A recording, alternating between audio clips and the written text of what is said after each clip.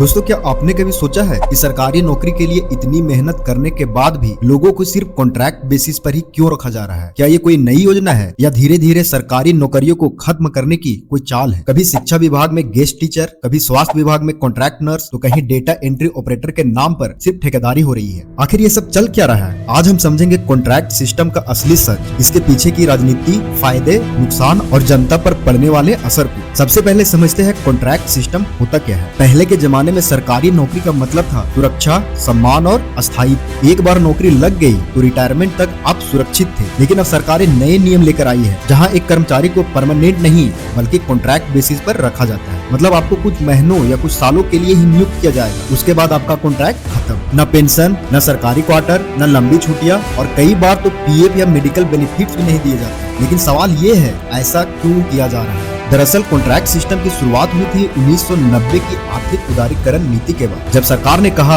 हमें सरकार को छोटा और कुशल बनाना है। फिर 2000 में आउटसोर्सिंग पॉलिसी आई, जिसमें कहा गया कि जो काम प्राइवेट कंपनियां बेहतर कर सकती है वो सरकार आउटसोर्स करेगी। धीरे धीरे यही नीति सरकारी विभागों में उतर गई। आज हालात ये है कि हर तीसरा सरकारी कर्मचारी किसी न किसी कॉन्ट्रैक्ट या आउटसोर्सिंग सिस्टम के तहत काम कर रहा है। अब जरा देखें परमानेंट और कॉन्ट्रैक्ट एम्प्लॉई में क्या फर्क। सबसे पहले तो नौकरी की अवधि। परमानेंट में आपको पूरी सेवा की अवधि मिलेगी। कॉन्ट्रैक्ट एम्प्लॉई में आपको कुछ महीने या कुछ सालों तक रखा जाएगा। सैलरी की बात करूं तो परमानेंट एम्प्लॉई में फिक्स प्लस ग्रेड पे मिलता है। कॉन्ट्रैक्ट एम्प्लॉई की बात करूं तो उसमें लिमिटेड सैलरी मिलता है, वो भी बिना लाभ। छुट्टी की बात करूं तो परमानेंट एम्प्लॉई को पेड लीव मिलता है, मेडिकल लीव मिलता है। कॉन्ट्रैक्ट एम्प्लॉई में बहुत कम या नहीं के बराबर मिलता है। भविष्य निधि की अगर मैं बात करूं तो परमानेंट एम्प्लॉई को पेंशन और पीएफ भी मिलता है, लेकिन कॉन्ट्रैक्ट एम्प्लॉई को बहुत कम या नहीं के बराबर मिलता है। अगर अधिकार की बात करूं तो परमानेंट एम्प्लॉई में यूनियन और ग्रीवेंस सेल जैसी सुविधा दी जाती है, लेकिन कॉन्ट्रैक्ट एम्प्लॉई में बहुत लिमिटेड दिया जाता है। और सबसे बड़ी बात, कॉन्ट्रैक्ट कर्मी को किसी भी समय सर्विस नोट रिक्वायर्ड कहकर निकाल दिया जा सकता है। अब सरकार का कहना है कि कॉन्ट्रैक्ट सिस्टम से एफिशिएंसी बढ़ेगी, खर्चा कम होगा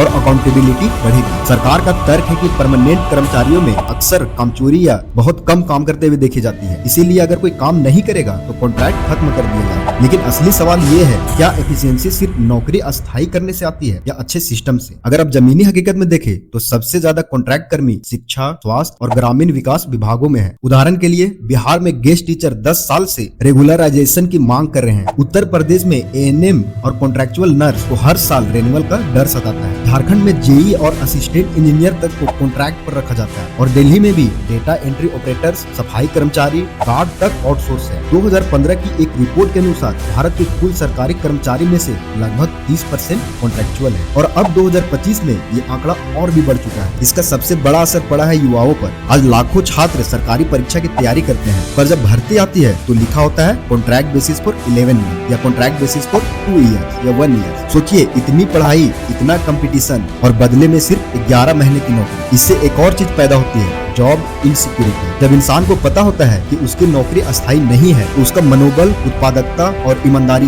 तीनों प्रभावित होते हैं। सरकार का कहना है कि कॉन्ट्रैक्ट हायरिंग से खर्चा कम होता है, लेकिन अगर आप गहराई में जाएं तो ये कम खर्चा अक्सर प्राइवेट एजेंसी को फायदा पहुंचाने का तरीका बन जाता है। कई जगह ठेकेदार 20,000 के कर्मचारी सरकार को दिखाकर असली कर्मचारी को 12,000 देते हैं, बाकी पैसा कमीशन में चला जाता है। मतलब न सरकार को सस्ता श्रम मिला, न कर्मचारी को न्याय। अब आप अगर फॉरेन कंट्री से तुलना करें, जैसे जापान, यूरोप और अमेरिका में भी कॉन्ट्रैक्ट जॉब होती है, लेकिन वहाँ मिनिमम वेज, इंश्योरेंस और वर्कर प्रोटेक्शन कानून बहुत मजबूत है। भारत में वही सुरक्षा अगर कागजों तक सीमित रहती है तो क्या कॉन्ट्रैक्ट सिस्टम मॉडरेशन का हिस्सा है या एक्सप्लॉयटेशन का? सच ये है कि कुछ क्षेत्रों में कॉन्ट्रैक्ट सिस्टम जरूरी है, जैसे short term project, seasonal jobs या डिजिटल वर्क। लेकिन जब टीचर्स, डॉक्टर, इंजीनियर जैसे बैकबोन प्रोफेशनल को भी कॉन्ट्रैक्ट पर रखा जाए तो ये सवाल उठता है, क्या सरकार वाकई रोजगार दे रही है या रोजगार का ढूंढ कर रही है? आखिर में सरकार को ये समझना होगा कि देश चलाने वाले लोग टेम्परेरी नहीं हो सकते। एक अस्थायी देश के लिए अस्थायी नौकरियां भी इतनी जरूरी है। अब फैसला आप कीजिए, कॉन्ट्रैक्ट सिस्टम सुधार है या सरकारी नौकरी खत्म करने की चाल है।